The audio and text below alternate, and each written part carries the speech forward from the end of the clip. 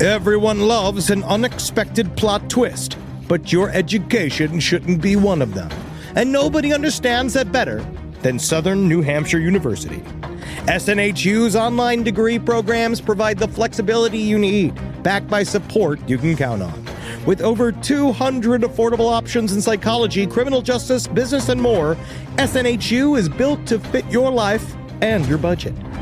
Visit snhu.edu/lastpodcast to learn more. That's snhu.edu/lastpodcast. Insurance isn't one size fits all. That's why drivers have trusted Progressive's Name Your Price tool for years. Just tell Progressive what you want to pay, and they'll show you coverage options that fit your budget. Visit Progressive.com to find a car insurance rate that works for you.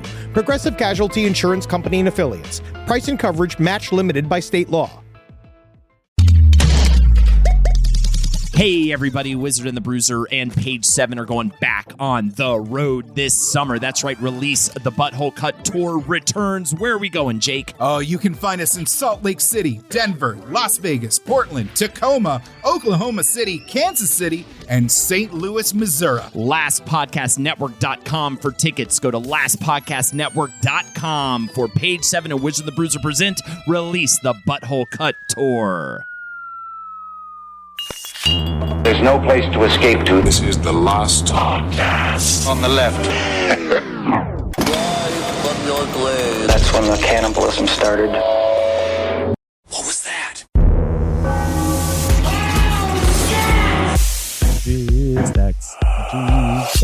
Okay. You guys ready? Well, let's not sing the song because he's going to flag the episode. I know. I don't want to get in his way. We don't want to mess with that. I don't want to actually pay the cheese tax. No. Yes. An artist and his art, nothing comes between it. So, guys, I just wanted, before the show even began, I wanted to pepper with you some of my best material I got here. Yeah? Mass Hysteria. What's that? Is that what Oprah goes through every 6 months? What does that even mean? Mass Hysteria. Mass Hysteria. What the fudge does it mean? Yeah, are you talking about ballooning in weight and size? Oh my God! In and out. But you're going to do make Mass fun Hysteria? of Oprah. You're going to make fun of April. Oh, Mass Hysteria. What? And you're also making fun of Oprah from like 15 years ago. Mass Hysteria. What is this? My new boutique gym? That makes Let's less redo. sense. We have to redo this intro. What does this even mean? Mass Hysteria? What are we talking about? Oprah's... Oprah? What the fuck? Okay, welcome to Last Podcast. Ricky Lake. Ricky Lake. Why are you referencing talk show hosts from the 90s? People that lost a lot of weight and suddenly gained a lot of weight and lost. But how is that? Mass Hysteria.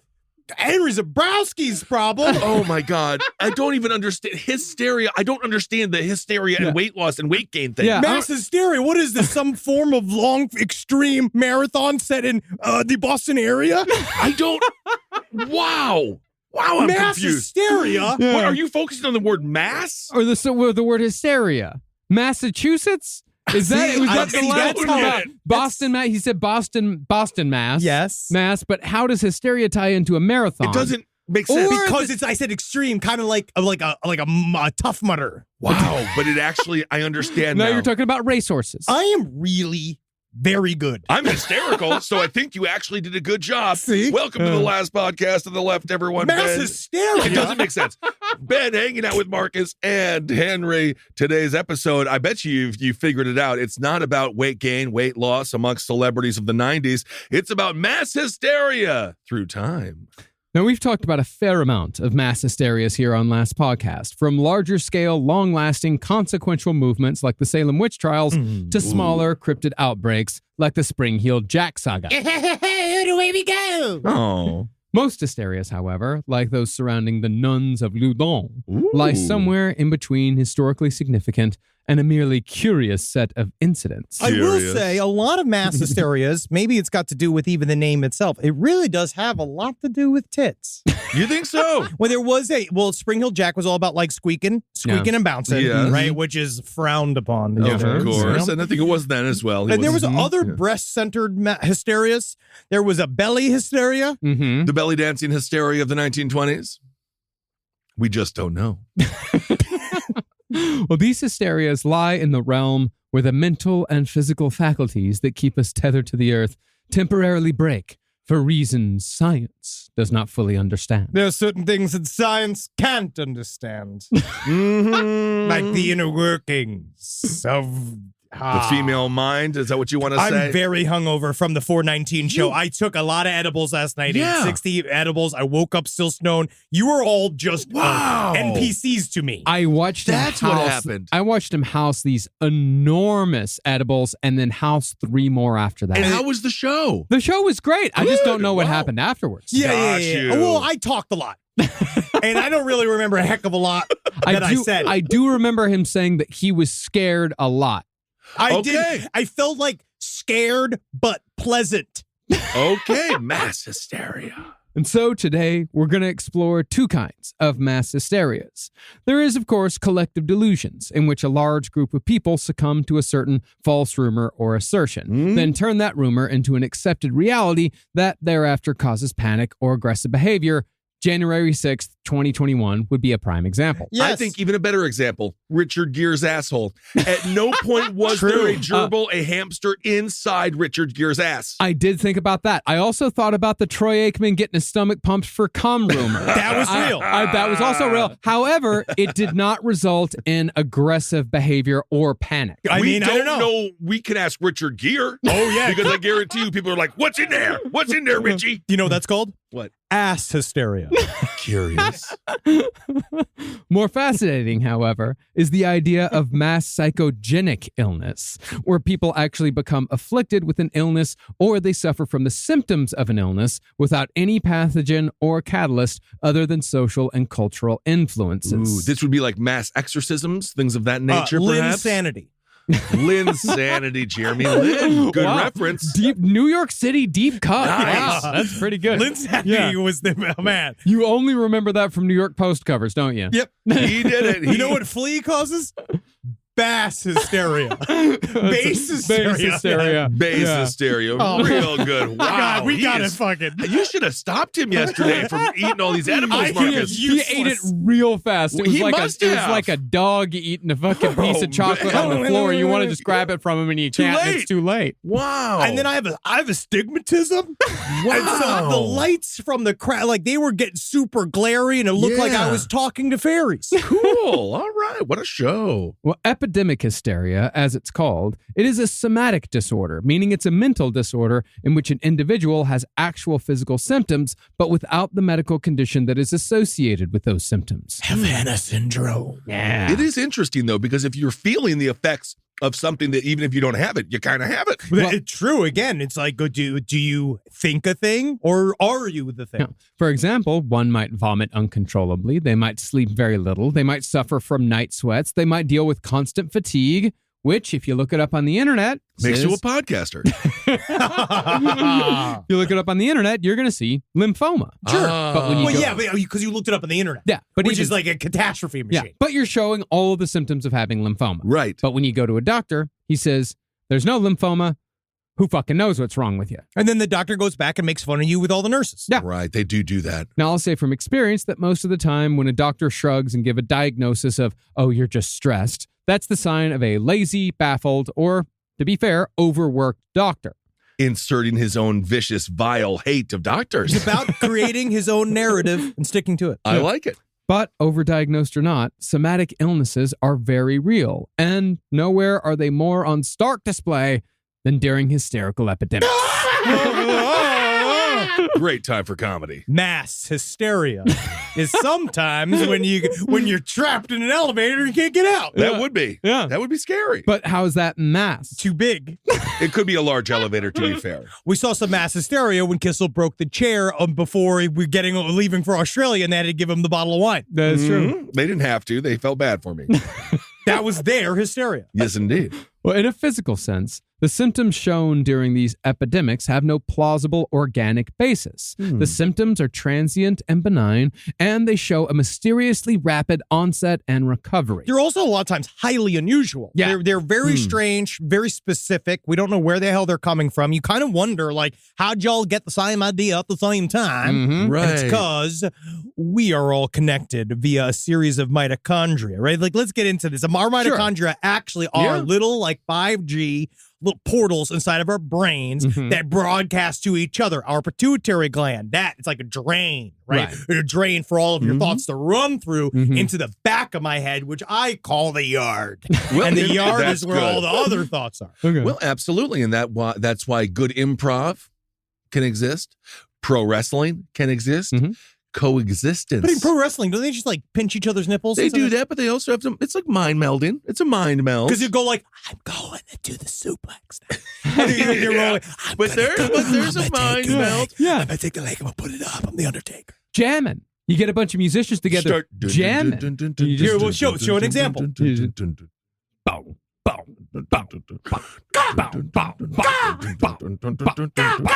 Wow. There's a crow in the room. That's crazy. Well, socially, these hysterias.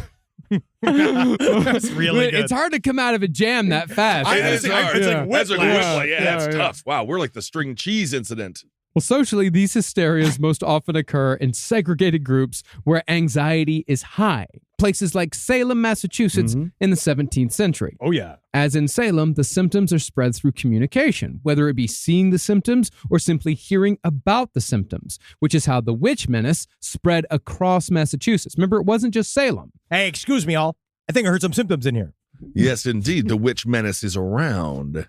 Most interestingly, I think, when it comes to humans being tribal primates at the end of the day, the spread often, but not always, moves down the age scale, starting with older, higher status people and moving down. QAnon, for example, didn't truly take hold until older people in power started talking about it and giving it credence. Well, because then we're getting some kind of confirmation from somebody that might know, and then you don't realize that actually a hot dog vendor can be elected to the House of Representatives if they have enough. Like, that's what I'm saying. So it just kind of shows, anybody could be in the government. Yeah. Anybody at all.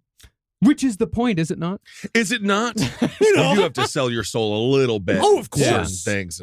You have to sell your soul to do fucking anything, man. Yeah. You do. How do you have to sell your soul to become that hot dog vendor in the first place? Oh, first of all, you're part of Big Nitrate. You're definitely big nitrate. You can't like pigs. Your family might as well be dead because you're working all the time. Most of the time, you're sending money home to someplace else. Yeah. Or you're a niche, like gourmet hot dog guy. Sure. But then you're that past is- vendor. Now you're not a vendor. Yeah. And also, let's not be too fancy with it. It's a hot dog. Let's have fun with it. Oh, yeah. Now, since But you could be a vegan and you're forced to sell hot dogs because you need to make money. vegan hot dogs. No, you would sell meat hot dogs, but you are a vegan. That would be a conflict of interest. That's what I'm saying. Thank you both for answering my question so It is succinctly so- and people do intellectually. compromise. It's They compromise. incredible how much selling out happens at all times. You have to do it sometimes. Now, since hysterical epidemics are a social affliction, the cure partly comes from removing the afflicted from the social element. The area in which the hysteria is occurring must be quarantined, and individuals experiencing the symptoms have to be separated. That's why you take Facebook away from mom and dad when they get too crazy with it. Yes. Please. But again, in Salem, the failure to do this is what made the whole tragedy worse. By keeping the afflicted girls together during the witch examinations, authorities were exacerbating the physical and mental symptoms, which made the infernal tortures appear to be all too real. Now, had those girls been separated, or better yet, removed from the courtroom altogether, then there's little doubt that the hysteria would have reached the fever pitch that it did, where so many people needlessly died. If a couple of more clever town leaders could have taken all of those twitching women down to the river and said, hey, I know you guys got a lot of energy out here. Everybody's let's work this out. First of all, let's get you out of these coarse clothes. You want to open up a strip club. And then, like, first of You all, want to open up a witchy strip club, which, yes, does sound fantastic. It does.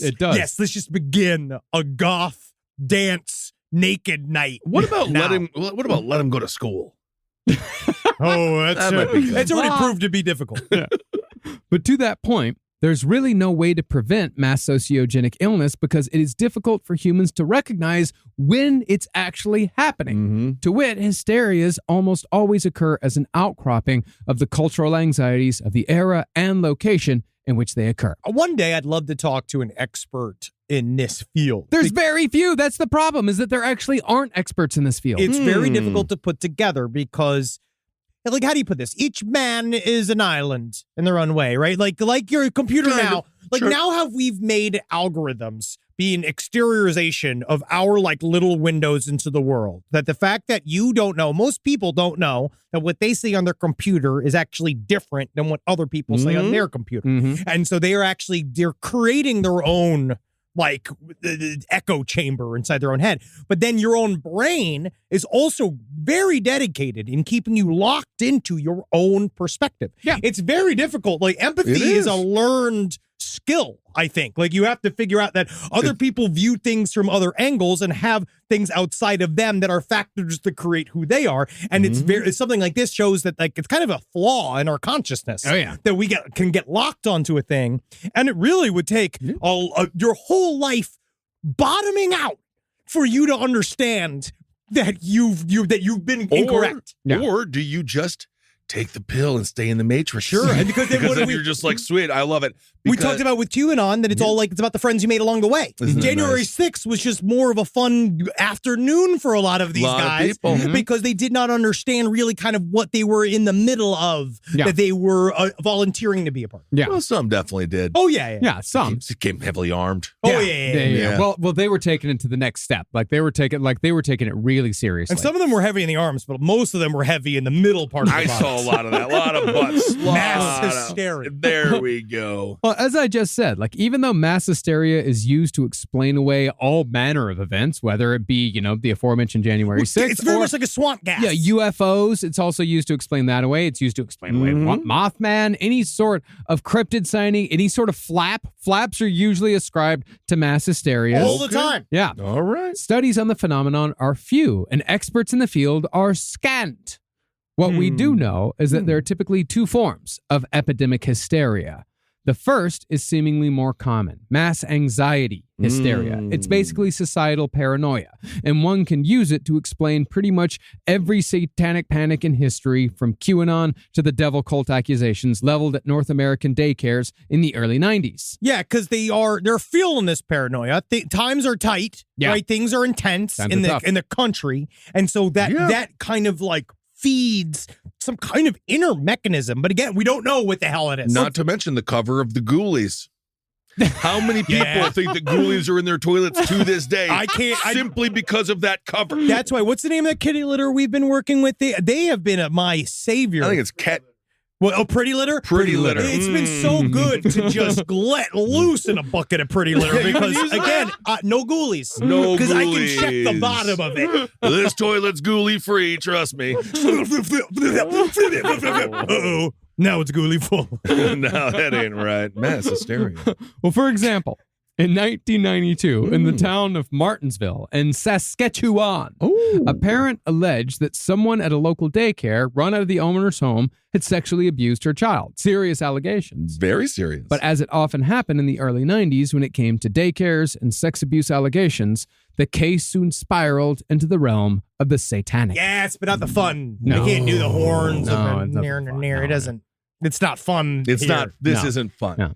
But pretty soon, the accuser was roping in everyone she could on these allegations, alleging that the daycare owner's entire family was involved in the molestation, along with members of 3 nearby police departments. Oh, mama. Allegedly, they all belonged to a devil-worshipping cult called the Brotherhood of the Ram, Okay. who specialized in drugging, beating, and sodomizing children. That's the only thing I don't like.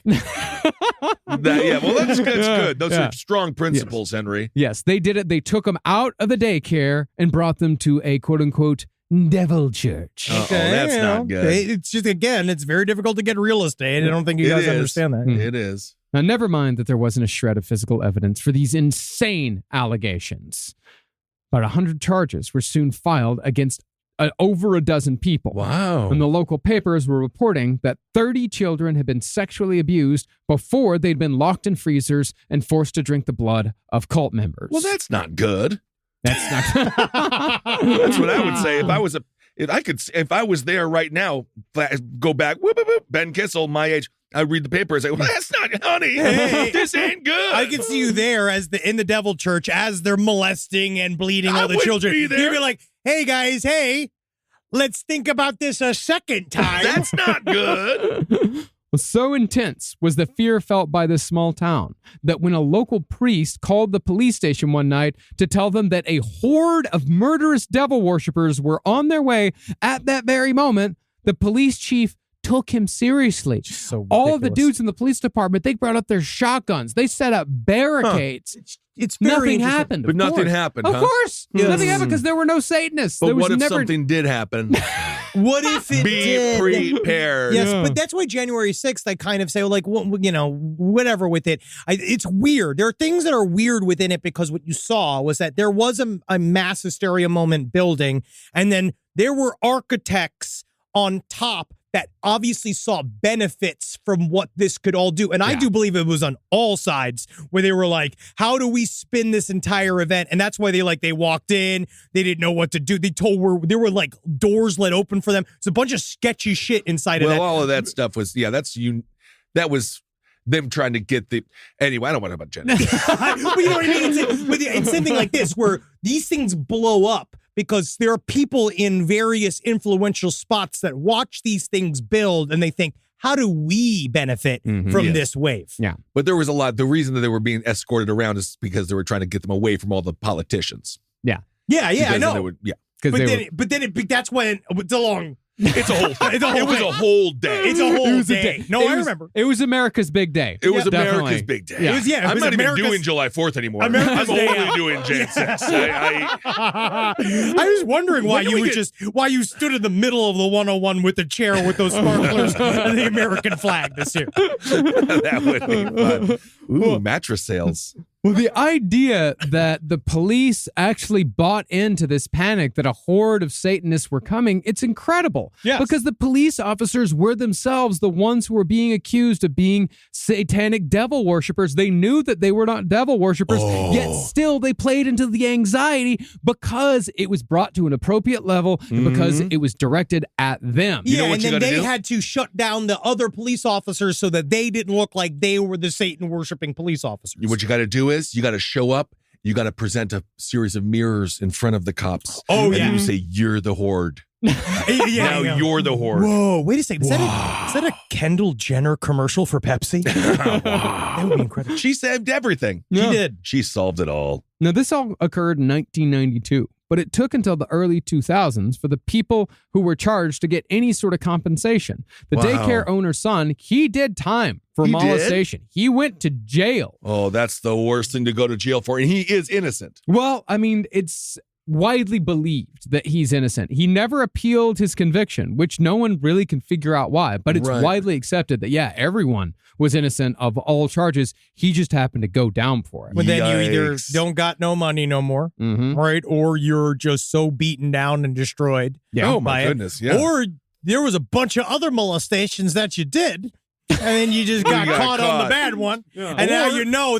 So in jail, everybody's maybe believing that you're innocent because you're like, I all I like is MILFs. Like he goes up to the lunch lady in the Just prison. He MILFs. goes like, oh, I wish I could give those a squeeze. And they're Yeah. all like, there's no way Jerry's a child molester. And then Right. you don't know that actually you are guilty of a bunch of child molesting, just not the one that you're in jail for.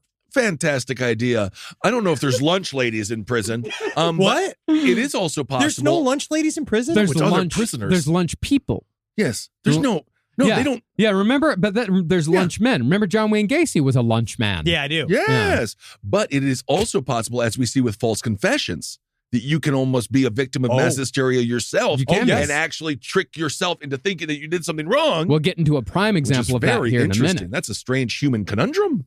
Well, once the rest of the defendants in the McMartinsville trial had the advantage of years and distance, the courts easily saw that the accusations were so far beyond reason that monetary compensation to the tune of millions of dollars Wow. was handed over, or millions of Canadian dollars. My question is, how much time would you serve for $10 million? Ooh, man, but not for child molestation. No, I mean you are in solitary. No. at best. Yeah. I for $10 million, did I get it after? Yeah, you get it after. I mean, it's not going to help you during. Man, what are you I going to don't, spend it on? I don't know, dude. Knowing what it would, how much it would destroy my mental health for Yeah. the rest of my life, 6 days. 6 days? Voluntarily? Yeah, 6 days. Yeah, I don't know if I'm going to do good in the big house. $10 million. I've watched a lot of Big Herc, and I know that they don't like the funny guys. Yeah. No, they don't. I'd have to figure out, I have to get into the, honestly, if I could teach them all, like I could cook, teach acting classes. Yeah. I feel like I could teach acting classes inside of jail. Yeah, yeah. A guy like me, and you're talking like federal prison, right? We're talking, federal prison. Yeah, federal prison. Well, Gym Pop federal prison? Sure. Okay, yeah, day and a half. Maybe. I'd spend a night there. Strong like bull. How long do you think you could do in jail? Oh, God. Well, first thing you do, you go and you drop trow right away. Oh, yeah. And you say, line up, boys. There's a new show pony in town. No. And you give everyone what they need, handies, suckies, and hopefully after that, they give you a little bit of respect. And I I tell don't you know, what. actually. I think I'm too tall. I think I would be uncomfortable. You'd be very uncomfortable in jail. It would, I could survive. I want to train little mice. I don't want to, though. Yeah, I want to do the mice I train thing. mice and pigeons. I'd be that guy with little like circle glasses going, sometimes the smaller they are, they understand more what it's like to live in a small place. You'd be a good Sally. You say very like I'm cogent so things. big, you're so tiny, Yeah, and then we can nice. fit together. Yeah, like Yeah. 2 Lego blocks. Yeah. But yeah, Marcus, it would be bad for you because you're also kind of a feminine build. It would be rough. I'm androgynous in many different ways. Yeah, It's you not would going to be. be good for me. Yeah, we could flop you around. Mhm. Yeah. Yeah. All You right. flop around real bad. There we go. Yeah. 6 days for Marcus. I took it down to a day and a half. Day I do a and a half. fortnight. The one funny thing is that stupid ad. We'll get back to this, but that dumb show where people volunteer to go to prison for 60 Oh, days. the world's toughest prisons? No, not There's that. There's that the dude one that where does. They go, well, yes, that man. But then they just have normal people that go to prison for like 60 days, and then sometimes they actually commit a crime in prison, and then they get sentenced to prison. Oh, That suck. why would you do this? They're stupid. Yep. This podcast is brought to you by Squarespace. Squarespace is an all-in-one website platform that helps you stand out online. Yes, that's right. You don't have to smash your face with a hammer. You can just start a business. It's got everything you need on Squarespace, from securing your domain to building a professional site and showcasing your work all in one place. Let's say you want to show everybody how you can carve your ribs out of your lower abdomen so that you look more like a Ken doll. That's amazing. You can bring your vision to life with AI-powered design or curated templates, plus flexible editing tools that helps you create something that truly reflects your style, especially if you are somebody that is trying to corrupt the young men of America. That's what Squarespace is really going to help you. Squarespace makes it easy. It makes it easy for you to put all that together, and you just go to Squarespace and do it all. Thanks, Braden. Head to squarespace.com/left for a free trial. And when you're ready to launch, use offer code LEFT to save 10% off your first purchase of a website or domain. Summer means freedom. And for adults, summer means work next to freedom. But thanks to Mint Mobile's summer sale, it can almost feel like the work is playtime for the adults. Right now, all of Mint's plans are $15 per month, even unlimited. Free yourself from big wireless and switch to Mint Mobile for high-speed data and coverage on the T-Mobile 5G network. It's so well connected, I could call from anywhere. Deep from well within my bunker, where my AI-fueled robots slowly but surely toil for me, but I know for a fact I'm saving money on my phone plan. Or up above, where I'm training all of my giant Amazon female warriors who will fight in bulletproof mesh. Also, honestly, Mint Mobile's really cheap and it's really reliable, so you should use it. To get your new wireless plan for just $15 a month, go to mintmobile.com/LPOTL. That's mintmobile.com/LPOTL. Cut your wireless bill to $15 a month at mintmobile.com/LPOTL. That's it. There's no catch. Upfront payment of $45 per 3 months, $90 for 6 months, or $180 for 12 months. Plan required, $15 per month equivalent. Taxes and fees extra. Initial plan term only. Greater than 50 gigabytes may slow when network is busy. Includes up to 20 gigabyte hotspot. Capable device required. Availability, speed, and coverage varies. See mintmobile.com. Well, while the mass anxiety scares are certainly more consequential in the societal sense, the more interesting and mysterious of the two kinds of epidemic hysterias is mass motor hysteria. What's that? F1. Nice. Jethro Tull. No, it's like deep purple. Mass motor hysteria. This is off the rails today. Space trucking. Wow. Godzilla. Does this episode come with an edible? I swear to God. I'm just getting into the 420 spirit. I haven't smoked weed in years, but hey, man, it's like Christmas. You got to get into it. Because I put it in your water. Yeah. You're fucked. Yeah. He's gonna have a mental breakdown. Well, in the Please, God. and yeah, I know Godzilla was Blue Oyster Cult, so don't give me any shit. It's too late. No one's caring. No one cares. No one knew. No one knows.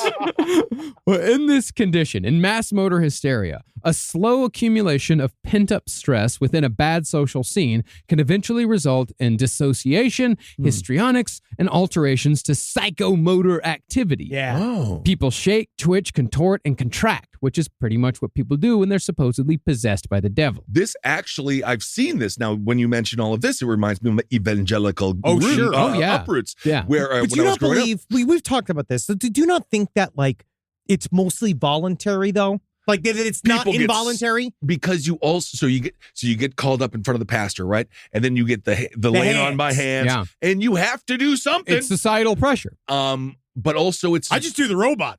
Whoa! wow. What is Oh he? my God, he's being whoa. That That would crush. When I got the hands laid upon me, and you fall over, they just push you over. Yeah. But yes, you do. You go over. I mean, that's your role in that game. Wow, what kind of a wide berth did they give behind you? Well, bro, I was a bit younger then, and I opened my eyes and I was looking right up a girl's skirt. No, I remember She this was my story. age. right. She was my When he age. fell over, they all went into mass hysteria. Yes. They were so scared of his size. But it's like that Crash Test Dummies song. Great song. Yeah. How is it like that song? Because they talk about going to the church, everyone's rolling around on the ground, climbing around like worms. Do they? I'll have to take his word for it. Yeah. I thought it was just one about polka dots. No. There's a bunch of stuff. You're high. Yes. Well, unaddressed or worse, encouraged, the symptoms of mass motor hysteria can last weeks or months. Wow. If it's encouraged, or if people simply take it seriously as, say, a mass demonic movement, then it quickly spreads from person to person. Case in point are the so-called dancing plagues of Europe. For a long time, people thought there's still been kind of like there was like a debunk movement for a while trying to say that these didn't happen. But now they're actually showing that there's a lot more evidence than they thought there was originally that show that like dancing plagues happened. People were what's a obsessed dancing with it. plague? We'll get into it. The dancing plague started in the 11th century and occurred regularly until the mid-17th century. Sometimes called St. Vitus's dance after the patron saint of dancing, the dancing plagues could last weeks, sometimes months, and could often be fatal to the involuntary participants. They danced themselves to death? Yes, because dancing plagues is a little bit, because it's kind of both, because some seem like they are actual dancing. Some do seem more like giant group seizures that also kind of happen, which is weirdly, it comes up several times, that actual phenomenon. Yeah. But dancing plagues are actually the earliest recorded instances of what we now call mass sociogenic illness. Although the frenzied Dionysian antics in the 405 BC play The Bacchae certainly imply that motoric mass hysteria has existed throughout mankind's social history. Do they not? Really interesting. Really interesting stuff. I wasn't prepared for this voice. No, I don't. Bacchanalian. It's a bacchanalian frenzied dance. Bacchanalia is a thing. It was a thing. I don't know what is real. I don't know a lot about it. I know the Dionysians were a cult. Princess Diana was murdered. I don't know. I think her head just did that. No, she was killed by the paparazzi. Yep. By us, almost in a way. Isn't that true? By our attention. Isn't that a fact? First person in history murdered by photography. Indeed. Except for many Amish. Oh. So they're so scared of it. So the earliest recorded example of a dancing plague comes from the year 1021 during a Christmas Eve Mass in the Germanic town of Kolbik. That evening, the priest was interrupted by 18 people dancing with wild abandon, making noise outside the church. Wow. Well, this is German, so it's Oompa music. Yeah. Well, actually, when do you think polka music began? Well, polka music is not German. Yeah. That's Polish. Czech. I'm talking Oompa music. What do you mean polka music's not fucking German? They're all the same. No, polka music. It's Polish. Yeah, it's Polish and Czech. It's Eastern European. That's your people. Yeah. Yeah, and when you mix polka with traditional Latin American, It becomes mariachi music. It becomes Tejano. Oh, cool. No, not mariachi. It becomes Tejano. Nice. What's the difference? Texas Tornadoes, they're Tejano. Wow,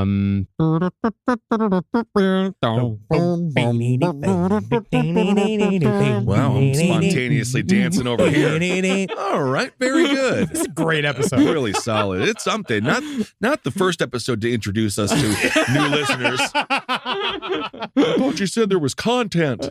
Well, and since that the day, There is content. you know, what I really enjoy about last podcast is they really inject like intelligence into the humor. We do. Yeah.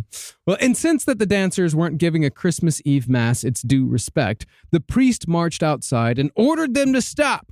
They ignored him. And like something out of a folk horror film, the dancers held hands and danced around the priest in what was called a ring dance of sin, clapping, leaping, and chanting in unison. We are a butthole. We are a butthole. You're inside a butthole. That makes the priest a turd. Yep.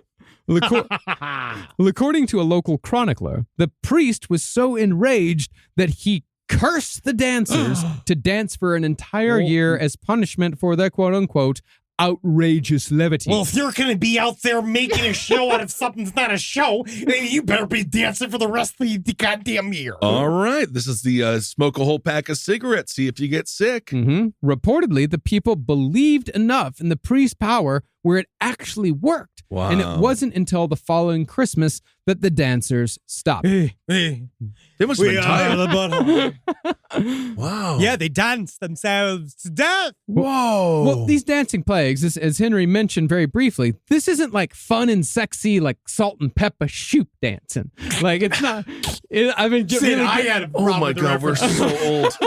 Okay. Well, I've been for a No Dogs in Space You mean episode. shoop. I've been getting into shit like this. This song "I'm Blue" that was originally by the Ikettes, and then the Monks Yes. turned to "We Do, We Do," Great. and then of course that song was sampled. The Ikettes version was sampled in "Shoop" by Salt and Pepper. So I've been watching that video like a lot lately. Great. And they can dance, boy. They can dance. They Boy, really can can. they. Yeah. They Boy, really can can. they. Mass hysteria. Really powerful. Shoop, baby. Shoop.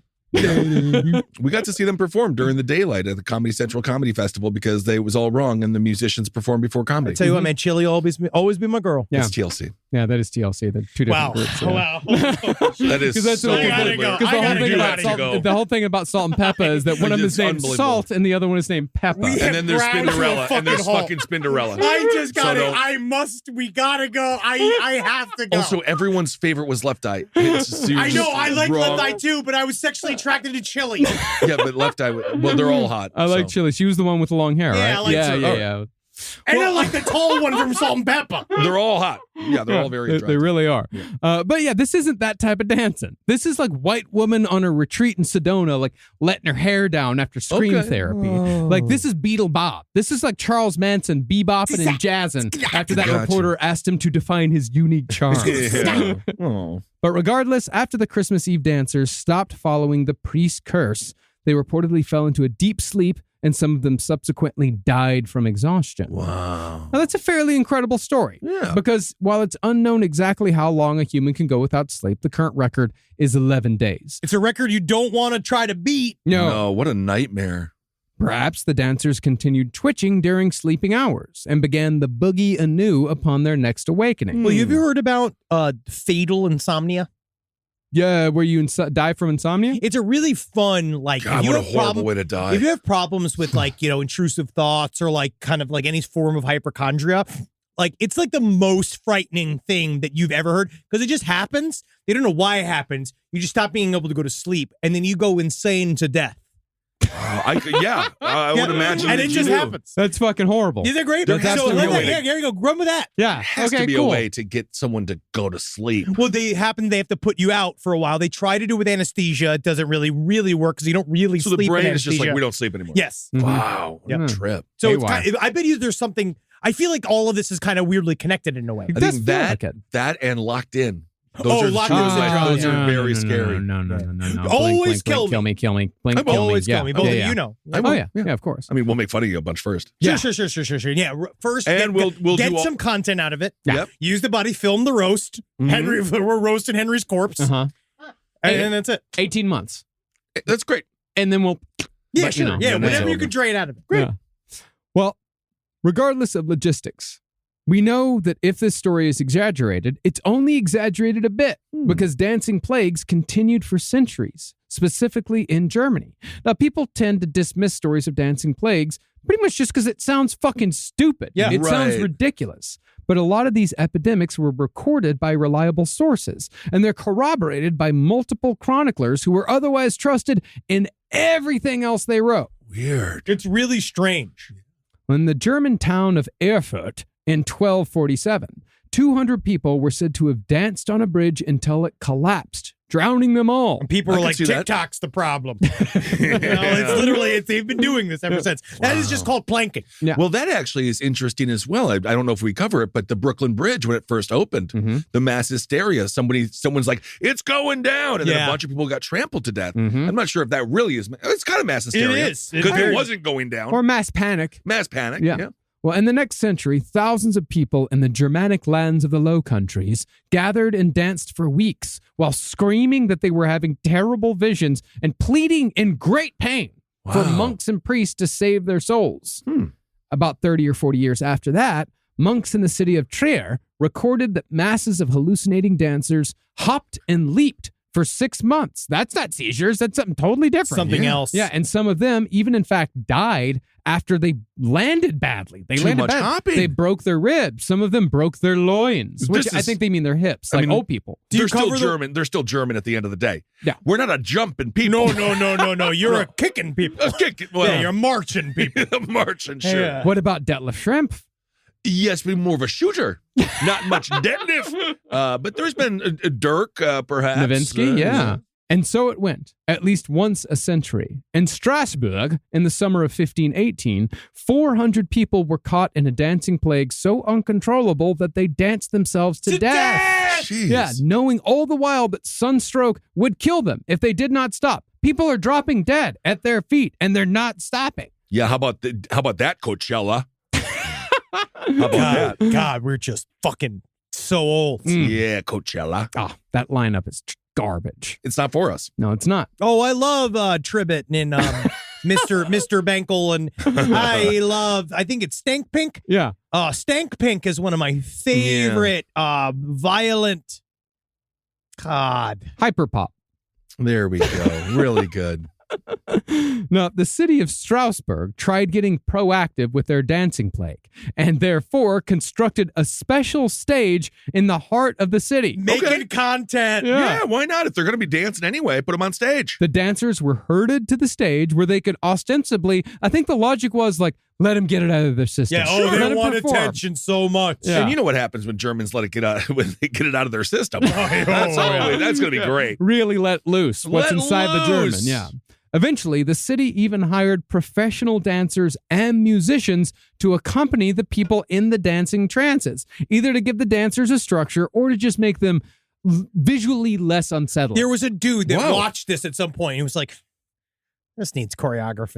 Like, he's watching this whole, he's like, we're doing this all wrong. Like, he arrived and Yeah. he was just like, we need to put up a backdrop. We got to This put is up some lights. This We is need a music. strangely sympathetic approach. It really is, Because yeah. they're like, let's help them out. Now there's a reason to Now dance. they're definitely, Yeah. well, they're not dancing a beat. Yeah. No, But well, They're not. fine. But at least it's not them dancing in silence and you just hear the of the feet, which and is don't forget the bones cracking. Yeah. Oh yeah, the bones slowly cracking. The bones slowly cracking. Of course. Ooh, that would be horrible to dance your fucking ankles break. And Yeah. Oh, It happened. Like they, Like doing the Michael Jackson scream. but of course, once the professional dancers began dancing with the sick ones, the professional dancers also got caught in the epidemic, even though they would try their hardest not to. It's really strange. Yeah. Very weird. Now, it's been wrongly theorized that every single one of these dancing plagues were a result of ergot poisoning. Ergot poisoning. I mean, because they're ergot poisoning. Once they figured out that ergot does that, they're all like, every single historian was like,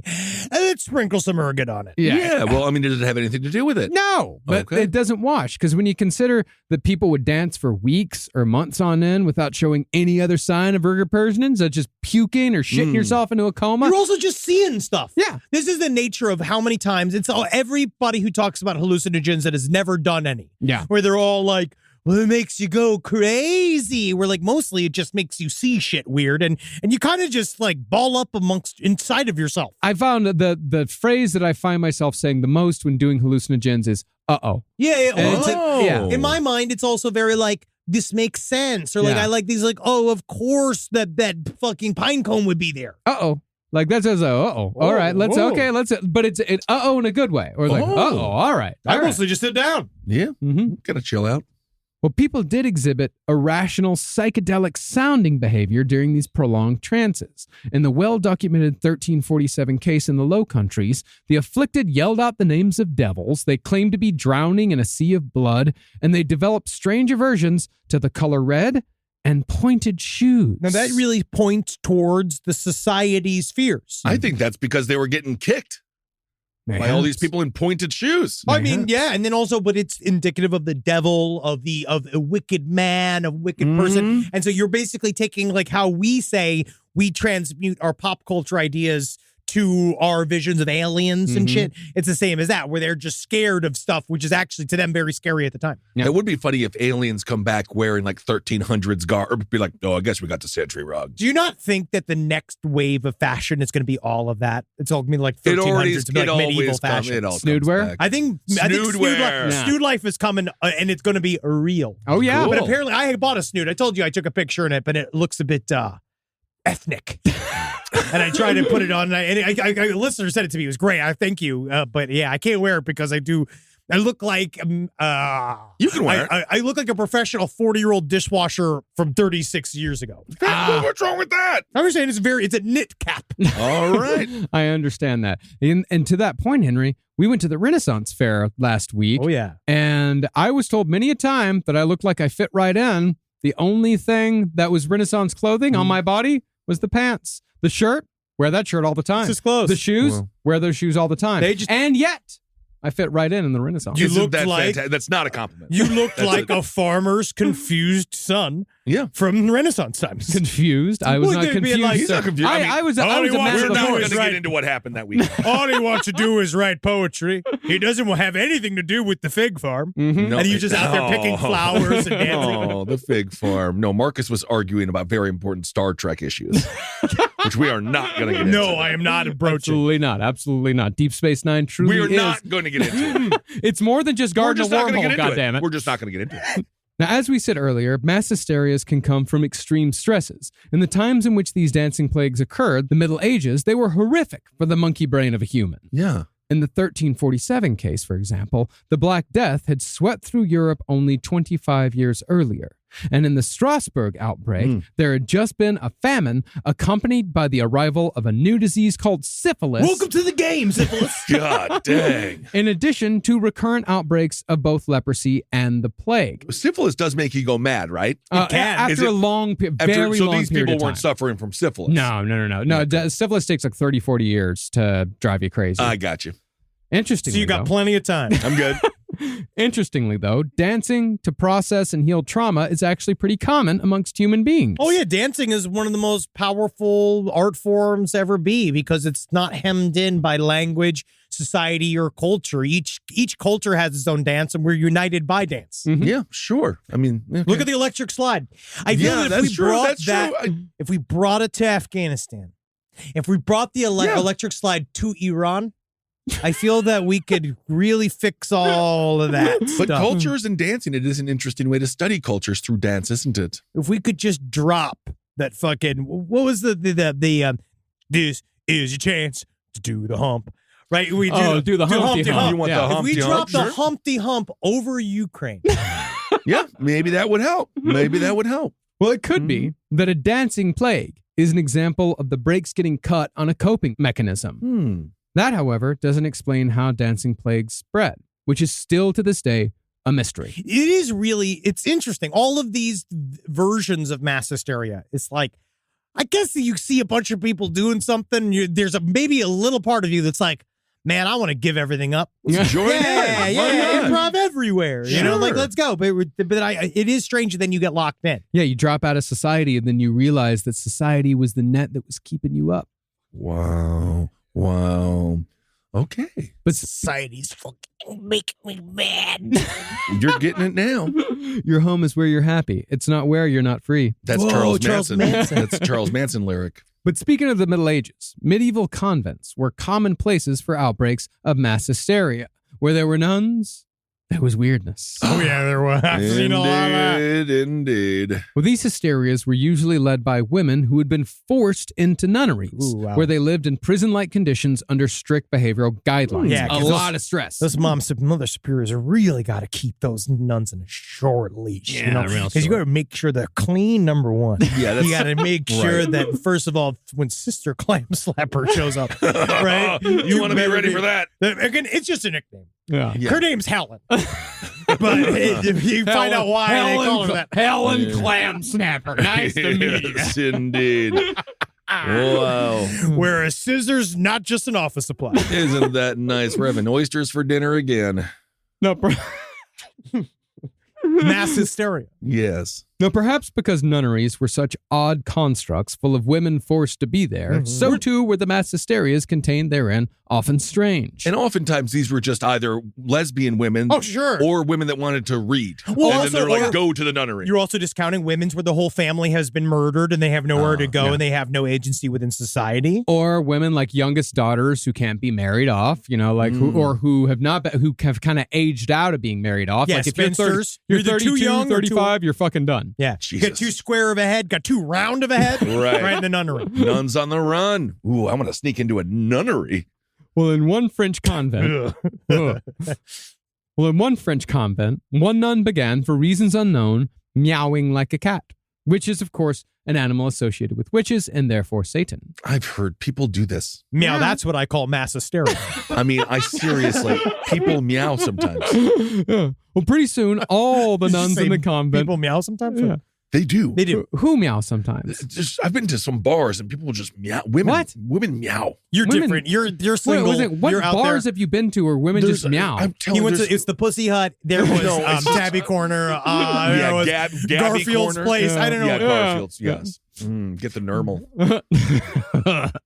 Well, pretty soon, all the nuns in the convent were meowing like cats, eventually falling into a chorus of caterwauling for hours every day. Wow, weird. The meowing only stopped when local soldiers were ordered into the convent to whip and spank the nuns Oh, my. until the kittens quieted down. I think that Everyone was the point of the meowing. You gotta bark. It should have been Well, that's the thing. The soldiers are barking. Yeah, the soldiers are barking, they're This playing is cats not- and dogs. They're just trying to have sex with each other. Yeah, man.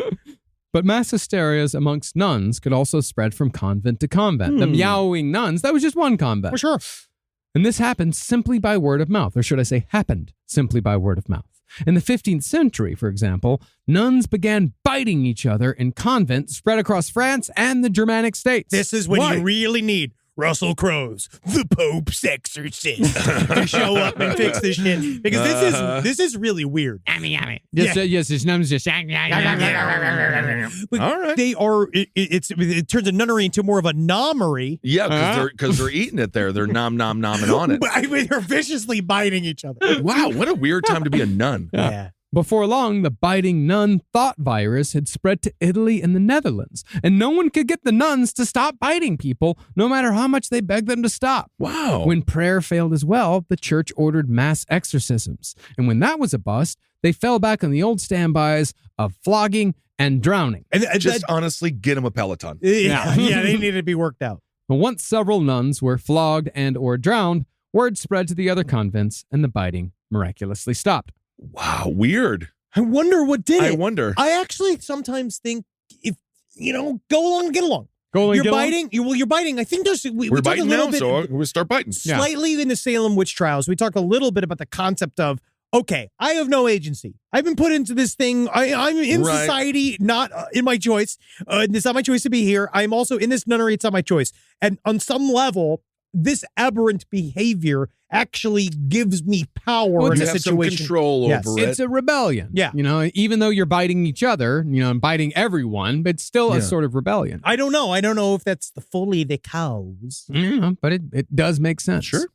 And that actually sort of makes sense a little bit with the very first dancing plague that we talked about. They're rebelling against the church, and then the church. Now it's always, we're not dancing. Fuck you. Yeah, I'm always dancing. Always dancing. Rise from your grave. Most of us picked a bank at 16 and never looked back. Sound familiar? That's where Chime comes in. They're not like traditional old banks who charge fees and gatekeep perks and rewards.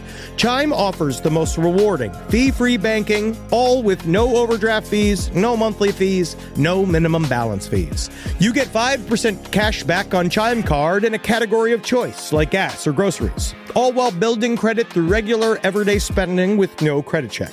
And you can also grow your money faster with a savings rate that's 9 times the national average. Join the millions who are already banking fee-free with America's #1 choice for banking. Head to chime.com/left. That is chime.com/left. Sign up now. It only takes a few minutes. Chime is a fintech, not a bank. Banking services and Chime Card provided by Chime's bank partners. Qualifying direct deposits required. Terms and limits apply. Go to chime.com/disclosures for details. In the United States of America, there's a break-in every 26 seconds. That means somewhere, right now, an intruder is getting closer. The problem is most security systems only alert you after a break-in has already started. That's too late. Choose SimpliSafe to secure your home. Using the Outdoor Camera Series 2 and advanced AI alerts, SimpliSafe's U.S.-based live agents identify threats on your property and help deter them, stopping crimes before it starts. That's real peace of mind. They've got a really great security system that makes sure people don't get in your house or it makes a big noise. And to me, that's a big deal for me, is that it protects all of our yelling with a siren in our studio, which is one of the most important things that can be protected. I don't care if thieves come and kidnap us. I don't care if marauders come and steal our staff and bring them to another country against their will. As long as our words aren't affected, as long as our precious data isn't affected. And SimpliSafe does that. And for that, I say, God bless you, SimpliSafe. God bless you. God bless you, SimpliSafe. God bless you. Experience greater peace of mind with SimpliSafe, now available with an exclusive discount for our listeners. Right now, you can get 50% off your new system by visiting simplisafe.com/LPOTL. That's half off at simplisafe.com/LPOTL. There's no safe like SimpliSafe. Now, throughout the Middle Ages, mass hysterias were often blamed on the devil. And our next story, the Milan poisoning, was no different. Now, as we know, the salad days of the Black Plague were in the 14th century. The appetizer course. I love it. But it persisted in Europe in occasional flare-ups until the 1800s. This, of course, caused much consternation whenever it occurred. And while many people usually blamed the Jewish folk when the plague came to town, another group shared the bill in the 17th century. Thank God. Movie reviewers? The Jewish people. I mean, come on. You gotta leave them alone. Yeah, leave them alone. Not Leave everything. them alone. I mean, come on. Leave them alone. Well, in conjunction with the Salem hysteria just a few decades later, rumors were spreading across Europe in the early to mid 1600s that the plague was being spread by witches and witchcraft. And I do believe this is a mechanism of population control. And also saying that we don't like aberrant people in our society. We don't like the fringe people. And so anytime you see one, it's a new way to scapegoat anybody you may not like or may not like the cut of the jib of. Because now you can say they're sneaking plague in. Everybody's so scared of plague that they're immediately going to react. Yeah. Well, you have no choice at that point because if you get the plague, you know you're going to die. So yeah, why take the chance?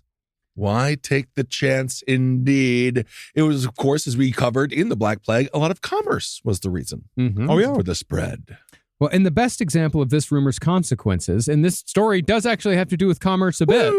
Milan was struck with a horrific plague in 1630, in which a quarter of the city's population was dead when the whole thing was said and done. A quarter. But at the height of the panic, the governor of Milan received word from King Philip IV of Spain.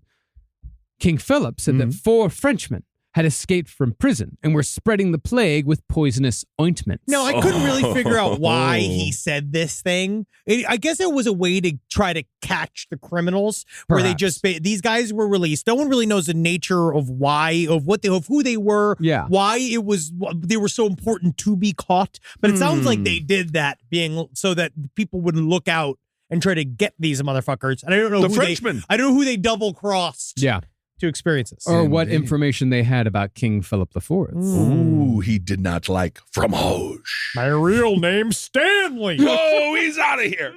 Well, the hysteria increased in May of 1630 when citizens in Milan reported seeing people placing poison ointments in a cathedral, just a little dab on the benches. Little dab will do ya. And this presumably is where witchcraft got mixed up into the story.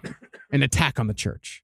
But while authorities found nothing in the cathedral, all the doors along the main street of Milan the next day were marked with a mysterious daub. This is really a mysterious what? Daub. Like a daub. Like, like you get some Vaseline, you get like a big jar of petroleum jelly and you put 2 fingers into it. Always. You got a daub. Hey, always. See, I always DeSantis it. I like to use my 3 fingers because you get more mass. He uses 3 fingers on the pudding? I think it's a 3 or a 2 finger. That's a 3 finger, man. He gives it what I call, this is called the dolphin. Yeah. Where you put the 3 in the middle go in and then you got 2 fins on the other side. You got 2 fins in order to hold the pudding cup. Yeah, you want to do that. Pudding cups, so you're never without pudding in any chance. It's amazing the quick decline of that weird man. So fast. Yeah. But he has that leaked tape where he's like, when you're a celebrity, you can grab any pudding by the pussy.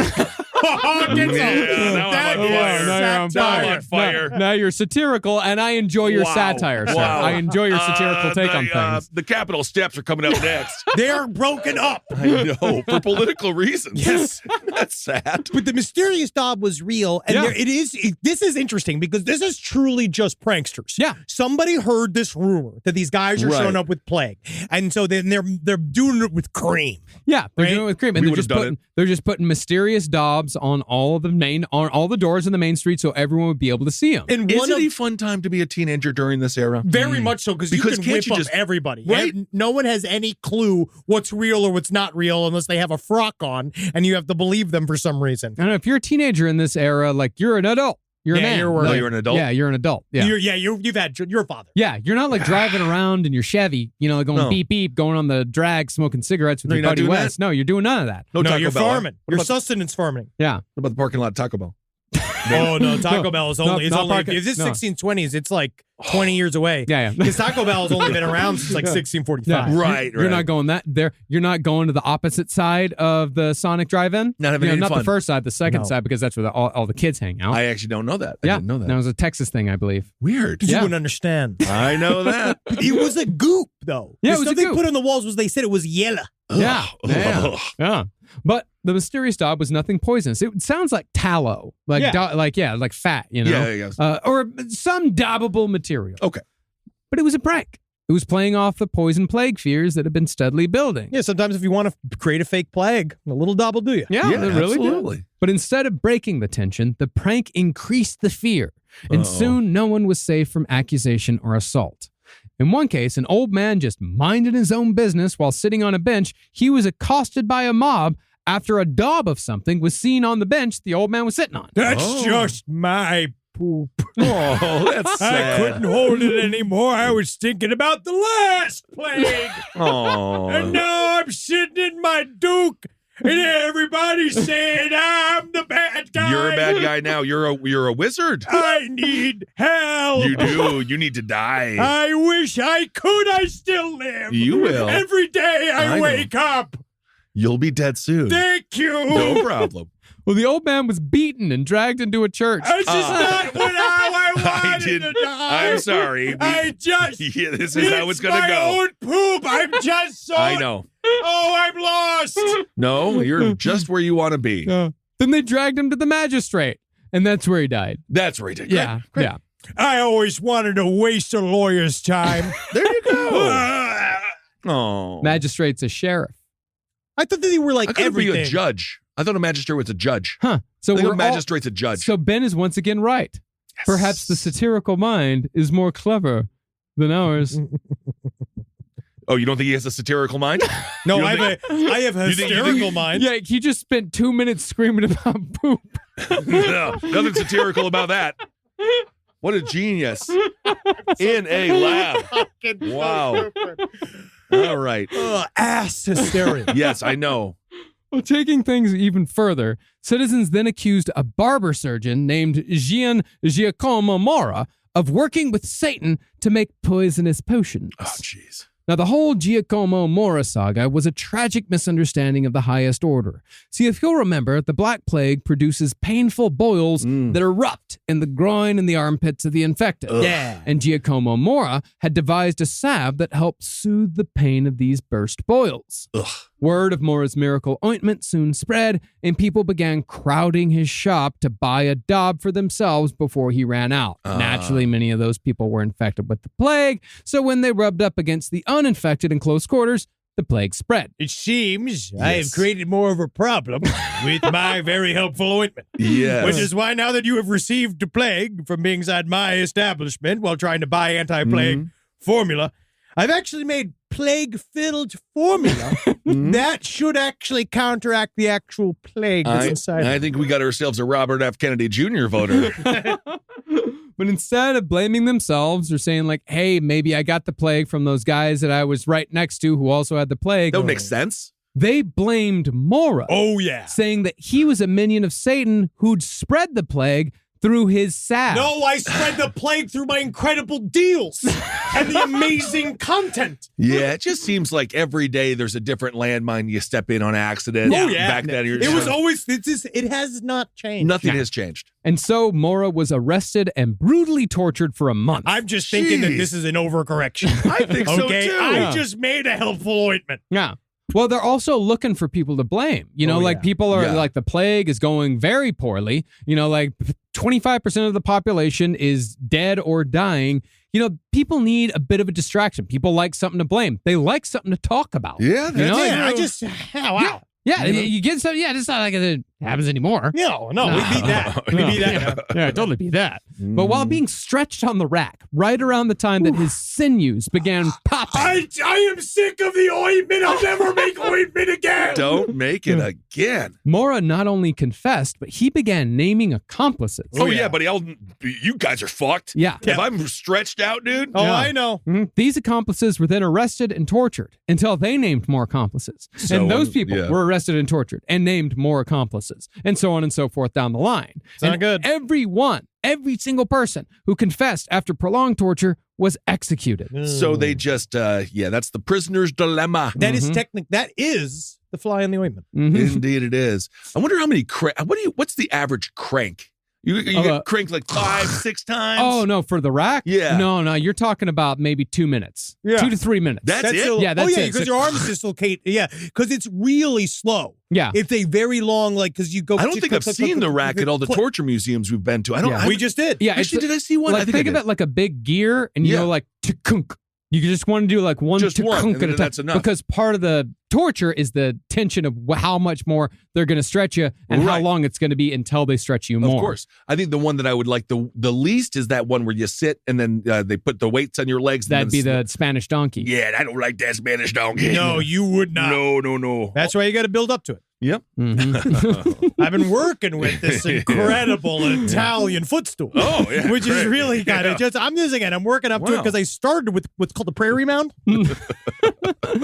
Well, Giacomo Mora's body itself was exhibited as a warning to other supposed poisoners, because after he confessed, they broke him on the wheel. They put him on the wheel. They destroyed all of his joints, and he eventually died from that.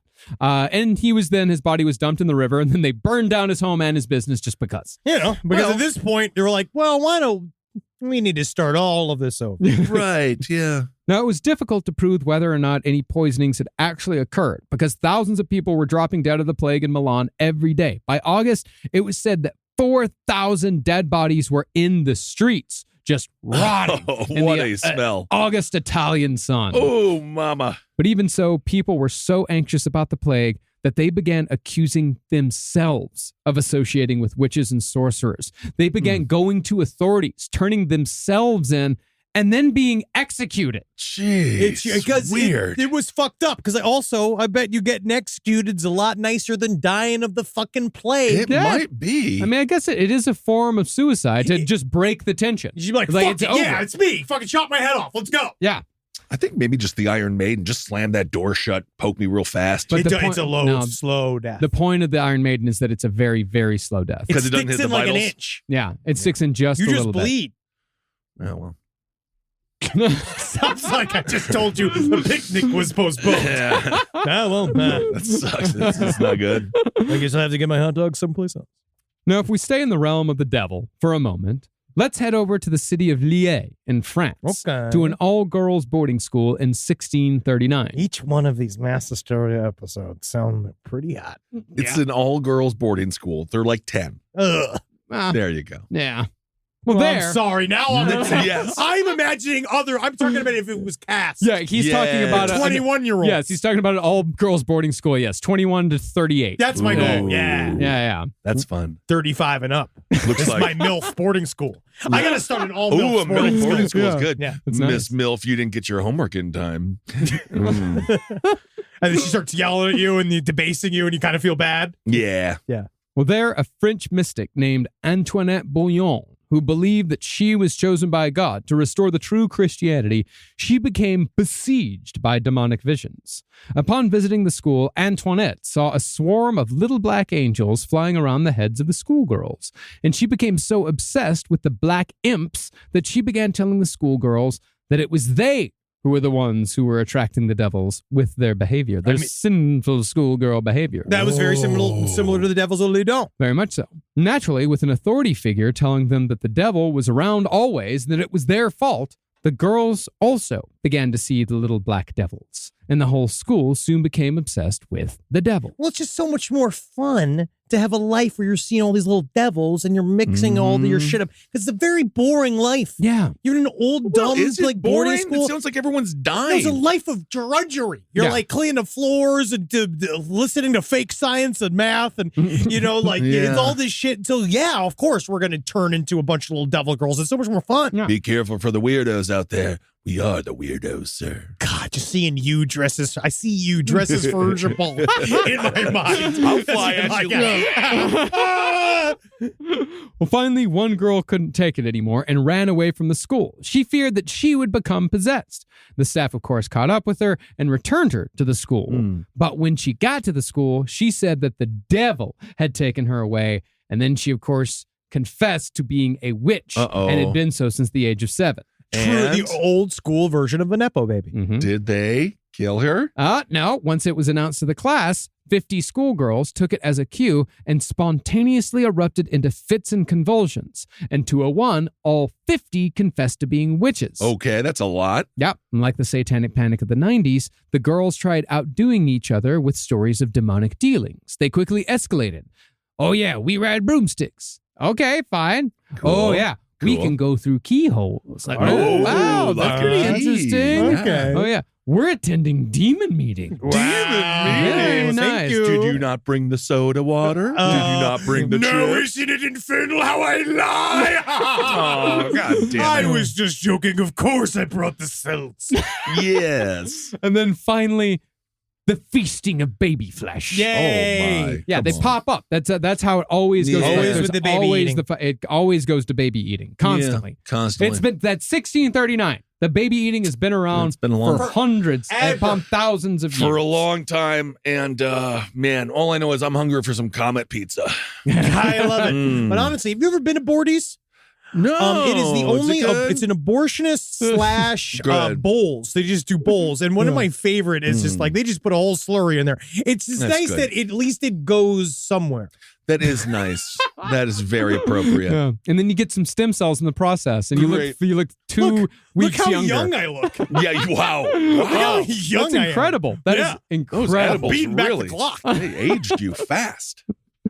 Well, incredibly, when the clergy and local authorities investigated these claims of witchcraft, riding brooms, eating babies, they found the confessions of these children to be valid. Oh, valid. All 50 schoolgirls were sentenced to be burned at the stake. Now that is just a lot of work. Oh, for yeah. me. I'm the executioner, guys. Also, just come on. how annoying would that be to get them all in there? You know what I mean? Well, Because they're all would you- yelling. Because these kids are already kind of loud, they're crazy. You know, the idea of getting them all ready to burn them at the stake and stuff. Do you do spread it at amongst, once? No, you spread it amongst like 10 days. 5 girls a day. 5 girls a day, all but individual burnings. Yeah. Yeah, each one's got to be. No. You You do can it do in a line. multiples? You do it in a line. Oh God. Wow, Yeah. they don't even get to be special. I wouldn't want to do it. I wouldn't want to go that way either. It's honestly, it's crazy about how there's always been too many kids in the classroom. Well, thankfully, though, some of the more clear-headed adults stepped in and told authorities that the kids had gotten those ideas from crazy old Antoinette Bouillon, who was locally known as a mentally unstable person. Okay, yes, great. I'm your local crazy bitch. You got to have one. That's my whole thing. I love them. The children were thereafter set free, and the case was closed. Wow. Case closed. But did they apologize? No. Why They would just they? burned Back like in the day. 50 girls to No, death. they didn't We don't burn even. them. Oh, they we don't didn't- even No, they didn't burn apologize them. now. None of them. They told authorities, like, hey, they got these crazy ideas. Before the burnings. Yeah, the children, I just said the children were set free. I just said that. No, I know, but not all of I them. just said that. Okay. Fantastic. I wasn't sure if it was all of them or not all of them. The children were thereafter set free. But there was 50 total, so technically 10 still could have died. Guys, please stop. This is mass hysteria. This is mass It's catching hysteria. on. Rise from your grave. So a lot of people are super worried about investing. I understand. Money's fake. And you're like, why can't I just pull all my money out of the bank, turn it into like essentially smelted precious metals, place them up inside of my anal cavity in order to get across the various country lines? I understand you. I'm with you. I'm like you. But things like Acorn showed me it's okay to invest. Give your money a chance to grow with financial wellness app Acorns. Sign up in minutes and start automatically investing your spare money, whether it's a little or it's a lot, especially if it's a little. And the Acorns potential screen will show you the power of compounding and how your money can grow over time. I'm actually not joking here. Investing money as early as you can is super important. I heard early on a piece of advice that said it's not how much you put in the market, it's how long you are in the market for. All right, so go and do it. Sign up now and Acorns will boost your new account with a $5 bonus investment. Join the over 14 million all-time consumers who have already saved and invested over $27 billion with Acorns. Head to acorns.com/left or download the Acorns app to get started. Paid non-client endorsement. Compensation provides incentive to positively promote Acorns. Tier 2 compensation provided. Potential subject to various factors such as customers' accounts, age, and investment settings. Does not include Acorns fees. Results do not predict or represent the performance of any Acorns portfolio. Investment results will vary. Investing involves risk. Acorns Advisors, LLC, an SEC registered investment advisor. View important disclosures at acorns.com/left. Now, earlier, we mentioned Spring-Heeled Jack as an example of a mass hysteria. Yes. But Jack was not the only London creature to cause a fuss. 30 years before Jack, in 1803, Londoners in the Hammersmith district were supposedly haunted by a glass-eyed, horned ghost dressed in white. Hello, boo and whatnot. I'm not a nerd. I'm dead. Boo and whatnot. Now, the rumors of sightings in Hammersmith very quickly turned into encounters. One man said that the ghost had risen from a grave and choked him, while rumors spread that 2 women had died of fright after they got spooked too hard by the Hammersmith Phantom. Dude, how many people do you think Ashton Kutcher could have killed if he would have kept on with that show Punked? He almost killed Frankie Muniz that one time. Oh, you did? That was funny. Yeah, now Frankie Muniz can't remember nothing. That was funny. But I actually have this is a witness encounter of the Hammersmith ghost. It's from Thomas Groom. I was going through the churchyard between 8 and 9 o'clock with my jacket under my arm, my hands in my pocket, when some person came from behind a tombstone, in which there were only 4 square in the yard behind me, and caught me fast by the throat with both hands, and held me fast. My fellow servant, who was going on before, hearing me scuffling, asked what was the matter, and then, whatever it was, gave me a twist around, and when I saw nothing, I gave a bit of a push out with my fist and felt something soft, like a great coat. Weird. Okay, cool. Well, citizens armed themselves. And What are you going to do? Why is it? It's a ghost. It's really interesting. It's unclear. But it's very specific. This story is really interesting because people said that they saw a physical guy but dressed as a ghost. Okay. But they were kind of creeped out by this guy that they were like all trying to decide whether or not he was a physical thing or a ghost. And so, but he was touching people. So people are like, well, he's got to be physical. This is very, very similar to, you remember the good old days of the clowns, the clown sightings in the UK and the GIMP costume dude. It was like 3 years ago. That's still around. The GIMP costume guy is still around. That was about 8, 9 years ago. Oh, was it 2016? There was the clown sightings. And it was because it's interesting because they never really fully got to the point where people were shooting these clowns. Not yet. But people were really Let's not freaked shoot out. the clowns. Let's not shoot them. Yeah. And so that's the thing. You hit them with a pie. Yeah, they're clowns. Yeah. Bullets in it. No. Well, that also wouldn't work. It wouldn't do anything. But then you show them and you're like, hey, think about this next time. There's bullets. You spray them with the seltzer water, you throw a pie on them, and that's a clown's, that's how they feel shame. You just call CPS. Yeah. Well, citizens armed themselves and patrolled the neighborhood to somehow apprehend or murder the ghost. Uh-huh. But as it often goes when mass hysteria meets guns, tragedy struck when an armed citizen named Francis Smith happened upon a bricklayer named Thomas Millwood one night. Tragically, Thomas was dressed in white pants, a white shirt, and a white apron. That's the clothing of a bricklayer. And he was actually told by his family to not dress like this. Yeah. You're like, listen, do not do this. They're looking for a guy dressed all in white right now. And he was just like, I'm a bricklayer. That's what I do. This is the uniform of a bricklayer. He probably didn't have that many different clothes. Yeah, probably not. No, I think that he was you dressed like a bricklayer. He was proud. Yeah. Well, mistaking Thomas Millwood for the ghost, Francis Smith got spooked and made a hamburger out of Millwood's face with the shotgun, killing him. Yep. Smith was tried and convicted for murder, but his death sentence was commuted to 1 year of hard labor for the extenuating circumstances created by a ghost panic. Interesting. This is the first time they tried to figure out in court at this time period about, are you excused for murder if you believe that person is a ghost? Yeah. And then they don't know. It actually was not. It was settled way later on. They eventually they were like, no, you murdered, and then they got him out of jail later. But later on, they were like, no, just because you believe in ghosts doesn't mean you can like openly murder anybody with the sheet on their head, unless they are obviously Grand Wizard of the Ku Klux Klan. Yeah, you can kill them. I mean, you still get in trouble, but we'll all like you. Yeah, I won't tell you. Well, interestingly, however, it was eventually learned that the quote-unquote ghost had actually been real after a fashion. The ghostly figure in white had actually been a shoemaker who was wearing the costume to frighten his apprentice because the apprentice had been scaring the shoemaker's children with ghost stories. Just a funny guy. Got a guy murdered. Yeah, murdered for a fucking bit. Oh, my goodness. Now, while some mass hysterias are very much outward operations, sometimes the consequences are inflicted inward, as they were during the Halifax slasher incident of 1938. One night in November, 2 young women named Mary and Gertrude... Definitely a young women's name. Yes. They were attacked at the local mill where they worked by what they said was a mysterious man with a mallet and bright buckles on his shoes. Cool. It's the leprechaun. I want to be gold. Oh. I thought it would be a big clown. I imagined it like Bozo the Clown. No, they don't wear buckles in clowns. I don't see buckles in clowns. I see him as a munchkin. You do. I but can a see big a munchkin. munchkin.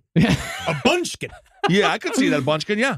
A big, so you mean a man, a regular-sized man. Dressed as a munchkin with a big mallet, like a Hummel character. He's got a pin. He's got, in my head, it's like a gnome-like hat, like a Terry the Gnome style hat. Yeah. And he's got like a beard, and he's got a fancy little shoes and little tiny little pointed boots on. And he's got a big mallet. Right. I could see it. I always, for some reason, associate mallets with clowns. That's Yeah. unique. I don't. Yeah, I could see it. Honestly, I see that. Do you see it? See, I see people I think of clock people. Clock people. Yeah, I could see that. Like wooden soldier guys. yeah, like the Keebler. Side stories Keebler elves. LPOTL@gmail.com. What do you associate mallets with? Clowns or clock people? Interesting. Absolutely. We'll see. We'll see how that We'll shakes use out. the mallet to fix the clock. Well, after the attack, Mary and Gertrude ran to a nearby house with facial wounds inflicted by a razor blade, supposedly perpetrated by the man with bright buckles on his shoes. Very similar to the stories of Spring Hill Jack. And you remember the butt slasher in Yeah. Brooklyn? Oh, well, the Yes, butt that was slasher was bad. very real. Yes. Like, that was Very real. But I absolutely mean, real. like, it's weird. The slashing epidemics have happened before and, Oh, yeah. and continue to happen. Now, Halifax had been gripped in a slashing epidemic a little over a decade earlier when a man named James Leonard stalked and slashed the clothing of 6 women in town. He, however, was ruled out of the 1938 attacks on account of how none of the witnesses described his abnormally large nose. Really? It was so big. saves me again. It was so big that if you saw it, Yeah. you would notice it. That's the first thing you would say. Nose. Yeah. So in this case, the big nose saved him. Yeah. Well, he slashed a bunch of other people. Yeah. Yes, that's not good. No. Yeah. On account of the nose. I know. The nose knows. No, within just a few days after Mary and Gertrude reported the man with the bright buckles, anxiety over slasher attacks had gripped the town. 5 days after the first attack, another young woman was supposedly attacked by a guy who cut her wrist. And 3 days later, another girl got slashed, and then another, and then another. By then, the newspapers picked up the story and gave it a name, the Halifax Slasher, which seemed to only create more slashing victims. And if I it's would believe truly that. Canadian, he sent that a letter at some point and be like, actually, it's the St. Kenosha River Slasher. If you really want to know how to name a exact guy, district. you need to Yeah. know where the man lives. You don't want to do it that way. Halifax, England. Oh. Yeah, you fucking idiot. I'm fucking Yeah. whatever, Wow, man. Canadians just got you. I know, You I'm got sorry. got by I Canadians. got. Well, vigilante groups began patrolling the streets, beating up anyone who wasn't known to the mob personally. Oh, cool. Yeah. Sucks. And one of the girls escalated the story by saying she had been attacked by a man wielding something called a dirty Macintosh. I have to look up that. No, dude, I tried looking up what a dirty Macintosh is. I couldn't figure it out. I couldn't find it. What's a dirty Macintosh? Maybe if I asked Chat GPT. No, Oh, don't, no, AI. don't ask it. Mhm. Don't dirty ask Mac it. or dirty Mac, and a dirty Mac is It's a Oh, weapon. It says here that it's when you come in a Yeti water bottle and you put it in your girlfriend's ass and you fuck her as she shits. And it also says here. Does it really say that? Yes, I'm on this is incredible. That sounds like a bit of an improv. I don't think No, that's this what is a it's dirty doing. Mac. It is a I'm dirty on right here. Mac. Dirty Mac. A dirty Mac is a fool who's trying to get at the same female as yourself. Oh, like Return of the Mac. Yeah. Like a Mac. It's that Like dirty a Mac. Like a Mac Daddy. Yeah. Oh, I yeah. don't think that's what they were referencing. that guy's all that. And I he's a guess- bag of chips. Yes, of course. That would be a snack. But by the end of the month, one of the Yes. victims, one Percy Waddington, Ooh, Percy. Waddington, he admitted that he'd actually inflicted the razor wound on himself. You know what they say here also, and according to the Whoa. other one, Dirty Mac Brigade is in England. It's Yes. it's dirty old men in a group. Dirty old man on a group. But this woman said that she was attacked by a man wielding something that, Cold. quote, felt like a dirty Macintosh. I don't know. He's a fool that's trying to go after somebody else's woman. That's the only thing I Mhm. could decide. Well, after Percy Waddington admitted that he'd slashed himself, 9 of the 12 victims admitted that they'd also slashed themselves. Yeah. they Jeez, just- yeah. you're wasting Well, time. Yeah. now you're just like in this trap of like everybody's getting attention out of this thing. It feels really crazy, and I wonder why. Again, why? Well, they're both creating and participating in the panic. And Gotta then have fun. perpetuating the panic, Mhm. which then actually kind of gives you something to do. Oh, yeah. Yeah, boredom is really the underlying story here. Mhm. And the idea of jumping into, because we all like group things. Yeah. And it's 1930, but I don't know about boredom because it's 1938. Like, this is the war years. Like Germany is you cut actively bombing. Well, Yeah, I feel like man. that's UK. actually, I think that you just spelled it out right there. It's what Perhaps. we've talked about is about stress. Yeah, And about so stress. if you are Maybe getting stress. bombed and you're in this place, that is definitely a way to sort of express it. Because Yeah. again, because weirdly, Cut yourself. Yeah. it's not about the war anymore. Yeah. No. And you've been It's about- you're in this war, you've been experiencing it. Now it's something else. Now it's butt slashing. It's about the bombs that don't explode. It's about the bombs you don't drop. Yeah. That's what war is. That's what Hitler's jazz was all about. I'm just glad we're here on 420 really Man, talking about. that guy really knew how to tweak. You see that video of him at the Olympics? Yeah, him just Fucking rocking back and forth on meth. Tweaking, bro. Yeah, Yeah, he was on speed. hard But like, tweaking. I didn't know it was that bad. Yeah, man. He was a weird guy. Yeah. Yeah. Yeah. Yeah. He's a Yeah. weird guy. Real strange guy. Strange. Yeah. Well, perhaps the it's his strange. birthday today. Yeah, I know. It's Yeah. 420. Columbine as well. Yep, I remember that. What a day. Yeah. And weed, bro. Oh my God. 2 out of 3. Is it not the loss of innocence for America today? It could be. I don't know, man. I think Columbine. that started July 4th, 1776. Shut up. No. Yeah, think about it. I mean, I am. It doesn't Think make about sense. You haven't made sense once I yet. am fucking- Almost 2 hours. I not am making sense. trapped inside of a prison of my own brain. Oh. But perhaps the strangest modern mass epidemic occurred in 1963 in the country of Tanzania in East Africa, just a month after they gained their independence from the United Kingdom. There, a teenage girl at a missionary boarding school began having a fit of anxiety-induced laughter, and pretty soon, she and her friends were all laughing uncontrollably. Every one of That's these scary. things happening at boarding schools and convents, every story of mass hysteria amongst little girls all feels like anime movies. Yeah, it really does. All I know is as a performer who does comedy, great crowd. It's not- This crowd is great. They're not smizing, though. Like, it's ha ha ha ha Yeah, I ha, don't ha, care. I like- just want to hear it. Oh, you just want to hear the empty, hollow laughter? Well, that's all I search. That's what I seek. Ha ha ha. Hmm. Ha ha ha ha ha ha. Just give me noises. Yeah. Yeah. Okay. Yeah. Well, before long, 95 out of the 159 students were unable to stop laughing. They were sent home, but then the laughter spread to their families and thereafter throughout their communities. This can only mean one thing. Fluffy has arrived in Africa. Whoa, Gabriel Iglesias. He's really famous. Yes. Well, the Junji Ito-like epidemic spread to thousands of people all over the region and lasted for months, long enough where the schools were closed. In some cases, the laughter would only last 2 hours, but in other people, they could suffer for weeks. Ask in, Natalie. in one case, it was a year before Jesus someone Christ. stopped laughing. So, would very you rather interesting. do nonstop laughing or nonstop hiccuping? Laughing. Hiccuping. Because then at least you could get stuff done. Like you could talk still. If you're laughing, you can't talk. Hiccuping makes me feel crazy. Yeah. I do hate a hiccup. Yeah. I hate a hiccup. I love to laugh. But if you, but I I was guess going to say that in my But obituary. you're also in your mind, you're in hell. Yeah, I But am your already. face though. is like, ha, ha, You're just ha, talking ha, about generalized anxiety and OCD. Yeah. Yeah, so I'm already there. Yeah. You're here, man. Yeah, I'm in a nightmare up top. It's fun out here. Well, soon the laughter turned into uncontrollable crying, aimless running, and violent aggression. There was no physical reason why any of this started, or any physical reason why any of it stopped. The only theory anyone could come up with was that the schoolgirls were increasingly stressed by the alien environment of a Christian missionary boarding school. At first, I thought you meant of like the aerial school phenomenon. Yeah, That alien. that's environment. an alien environment. That would have but a been different kind of interesting. alien Maybe environment. they just missed the queen. Oh.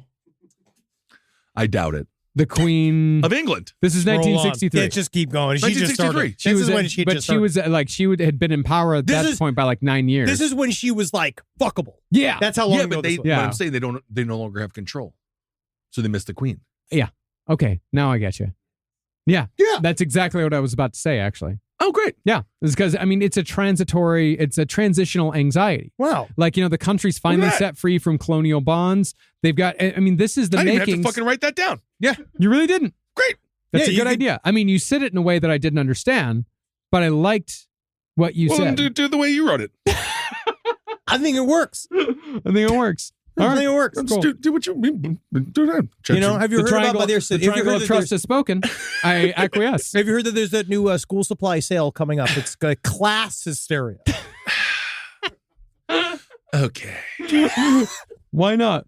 Why not? Well, perhaps the most well-known epidemic in modern times, however, is the Japanese Pokemon Panic of 1997. This is Whoa, freaky, too. what is this? Have you heard of this? No. Do you know about this? No. Have you heard about this? I haven't. I've heard about this.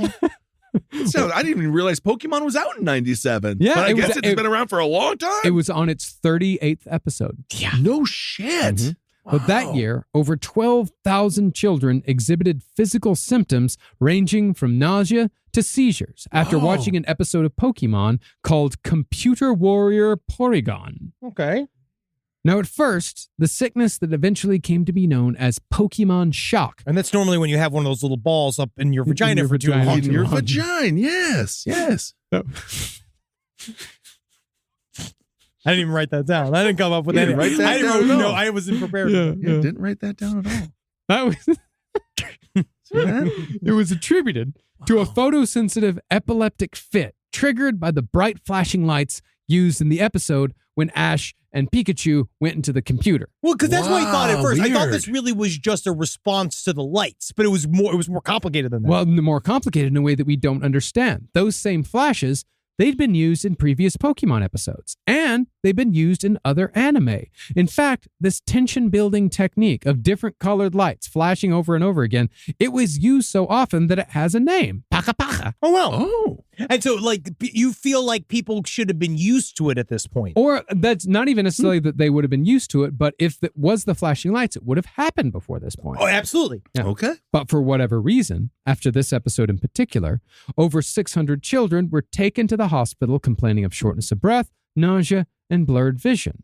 The event then got picked up by the news, who unwisely re-aired the segment in its entirety during the newscast. You mean this segment? Yeah, and then they all jumped up. Oh, yeah. That's really smart. Yeah. I mean, it really could be. But anyway, as a result, a further 12,000 kids were afflicted. Yeah, they just did it again. Oh They did it to my everybody. God. But I mean, I actually just thought about this. Maybe it could be. I mean, Pokemon was an incredibly popular show from the beginning. Yeah. It could be that when it was used in other episodes, Not as many people saw it. It didn't have as big of an audience. Who knows? And people didn't pay attention. People didn't put together the dots. They didn't connect the dots. Dark world of Pokemon. Also, is there something to the order of the lights and the colors of it that maybe could affect the human brain? I don't know. Yes.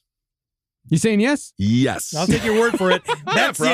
expert that I know to my left. Well, probably. Why not? Now, the Pokemon case is fascinating, not just for the speed at which it happened, but for how something so large can happen so quickly without any real scientific explanation as Yeah. to why it happened. To this day, no one is really sure what happened. That's and to make weird. And to make sure the episode has never been re-aired. Really? Yeah, not in We Japan. gotta Not in see Japan. this. We're going to show it on the stream. Yeah, not I in wanna Japan at see least. it. Yeah, you can find it, but it's never Yeah. been re-aired on TV in Japan. 97. Wow. Now, scientists who have studied the causes of mass sociogenic illness have had largely inconclusive findings. Good. Great. Mostly, this is because these illnesses are so spontaneous and they're so difficult to see while they're happening, especially hard to see by the people it's happening to. I love the Mueller report of Pokemon. Oh, yeah. And I love our experts, right? All of our experts, Yeah. their big old brains and their Yes. large books. Does anyone wear their It's Mueller time shirts anymore? No, that passion, that fashion is past. Now I remember that. Yeah. Yeah, it's Mueller time. Mueller time. I love that Was it German really- Inquisitor. Was it Mueller? It's fucking Mueller. Mueller. Okay. It's Mueller. Mueller. Yeah. Yeah, but the concept of you're dealing with an issue that is widespread and immediate, and then, as we have all discovered, as we've gotten older, when you're trying to figure out how to get an answer from all these various experts, these people that work for the government, and they just kind of want to button up whatever situation's going on real fast. They just want to just have it be done. They just want to go on spring break. Yes, they just want to wrap it up. Yeah, and so they look at you, and as soon as it's mysterious, they're like, It's like working for the weekend is great in theory unless you're in charge of our nukes. Yeah. Can you You're work for Tuesday? Yeah. Like, unfortunately, I know it's a Sunday, but you're in charge of the Department of Transportation, Mr. Buttigieg. You got him. Speaking of Pokemon, he's little. He likes the Pokemon. Wow. I was going with a size joke, but then you came in and totally redeemed yourself. This whole joke. Good episode, job. complete C Way to word. go. And then boom, an A+, bringing you to a B. That's all I need. Well, there's no pattern when trying to identify social, psychological, or physical characteristics to find groups more susceptible than others when it comes to mass hysteria. People of every race, age, socioeconomic status, mental stability, nationality, all of us are capable of falling into a mass hysteria of some kind or another. As far as we know, nobody is immune from mass sociogenic illness. No matter how strong you think you are, no matter how smart you believe yourself to be. I know there's people out there going, nah, not me. You got that person you made up in your mind. That's how you win an argument at all times. I invent the other side, and then I go, "Oh, well, fuck you and your mother," and then it's done. And I deny I'm brilliant. If the right button gets pushed in your lizard brain, then you too could lose yourself in a torrent of mass hysteria. In other words, reality is ultimately a construct created by human consensus. You know, buddy, we right now need to be stabilizing figures. I don't know if I'm not sure if I'm loving the diatribe to wrap it up. Bro, we can change how we perceive reality dangerously Why fast. don't we just perceive it like it is? You know now? what you need is some tincture. Yeah. Then you'll be back in. I just don't know if we need to be like, it's all wiggly woggly. Why don't we just be like, yo, but some things are set in stone? No. What I'm trying to say is that you actually got to hold on to yourself harder, because we can change how we perceive reality dangerously fast, especially when we've got other people of our same peer group telling us to do so. Again, I bring up January 6th, when hundreds of people stormed the Capitol, fully convinced by their political and media leaders that they would be going down in history books as the saviors of the Republic for rescuing the country from a satanic cult. Little did they know that entire thing is going to be purged from the history books. Oh, yeah. I mean, they just wandered around filming themselves. They loved it. Like the spell, you saw the spell being broken. They don't know what to do once they they got get here, there. and they're like, it's like, you know what they say. It's the Joker. If he got a hold of the car, would he even know what to do with it? Well, you steal the car, take it, drive it around. It's more of a dog scenario, I think. It is, but he attributed to the Joker in the film. Did they? Oh.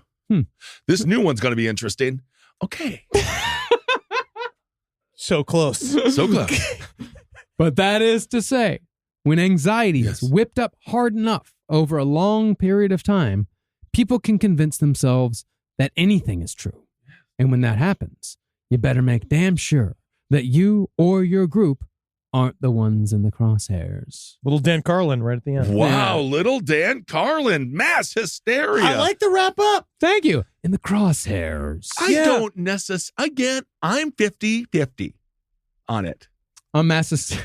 On the conclusion. On the conclusion? Yeah. All right. Crosshairs, everyone's getting shot. Yeah. I mean, that's a lot of mass hysterias do and end in murder. That's violence. Sometimes when you catch yourself simping hard for some woman, you found yourself deep in the middle of lass hysteria. There you go. Thank you all so much for listening. I hope you enjoyed this episode. And I hope that you did. And if you're a particularly big fan of UK punk, you might find yourself in crass hysteria. Yes. Wow. Kissel? Well, I'll tell you one thing. When I think about hysteria, I always think about, well, I actually, let's fishing, bass hysteria. Yeah. You're good today. And if you're a particularly big fan of ska music, you might find yourself in brass hysteria. Yeah, that's interesting. Good. Very good. Oh, God. Ass. Pass. Yeah, anything that rhymes with it there. Grass. There you go. That's what I'm experiencing today is grass hysteria. And if you're a skeptic of UFOs, you might find yourself in Philip J. Class hysteria. All right, everyone. Thank you so much for listening. He got out of it. Yeah. Oh, I'm out. Oh, I'm done. I am done. Do we have anything to say? To wrap it up? No, not just anymore. fucking enjoy your time, ladies and gentlemen. We do have a lot of things coming up, but we're not ready to announce. But if you go to Z2 Comics, you can purchase Last Comic Book on the Left Volume 3. You can pre-order it. But we're gonna make sure that they come out on time. Yeah. Just like Mussolini. We're gonna make sure that those comics come out, and we can't wait for you guys to see what we're working on now. Guaranteeing it. Actually guaranteeing it. Oh, that's a good idea. That's not a good idea. That's a good idea. Problems. Guaranteeing Guarantee. And also, today it's already passed, but Spring Hill Jack Coffee was doing a 420 special. If you buy any sort of coffee, it's too late because they were going to give it to the Last Prisoner Project. But they're going to start selling shirts of the design that they just did, which is fucking awesome. Great design. Spring Hill Jack, and then a chunk of that money is going to go to Last Prisoner Project. Yeah. Hell yeah. And next week, what's going to be fun is that we're actually going to be going on a bit of a spring break. We're giving everyone the week off, including ourselves. I mean, I'll be worrying. Yeah, worrying. Of course, not break. Spin around a bunch. Yeah, we'll do this kind of stuff. But we're going to do a little best of, and then we're going to be back the next week with some blood. We're going to have some big drippy blood, and then I think we're jumping into some historical periods. Yeah. Oh, yeah. Other We're going to be drippy jumping blood. into some Speaking of drippy blood, particularly big when did the historical tampon period. come out? We'll cover that. Yeah, awesome. that's the All whole right, everyone. history of the tampon. And you know what? Every woman listener can't wait to hear our perspective on the Absolutely. nature of the tampon. I'm a fan of free bleeding. Why not? Let me know where you've been. Hey, speaking of free bleeding, come and see Wizard of the Bruiser and Page 7 live with the Release the Butthole Cut tour. Let me give you a rundown of Will these they dates. ever release the butthole cut? No, because then they have to stop cats? the show. They really should.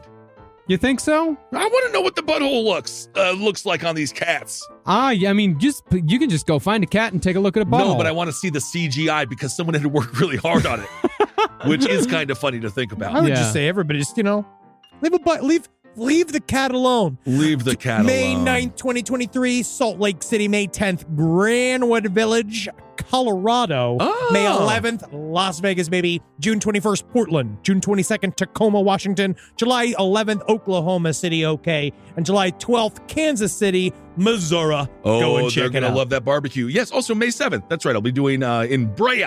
I'll be doing a Hail Yourself. Oh, yeah, Brea Improv, which is great. We'll Come love that out for that. All right, everyone, hail yourselves. Hail yourselves. Again. Congratulations. Why don't you give yourself, hail yourself. Hail yourself, of course. Hail And yourself. if you're done with that, hail me. There you go. Don't go crazy. Try Good. not. Try Good not. advice. Try not. Try not to. This show is made possible by listeners like you. Thanks to our ad sponsors, you can support our shows by supporting them. For more shows like the one you just listened to, go to lastpodcastnetwork.com.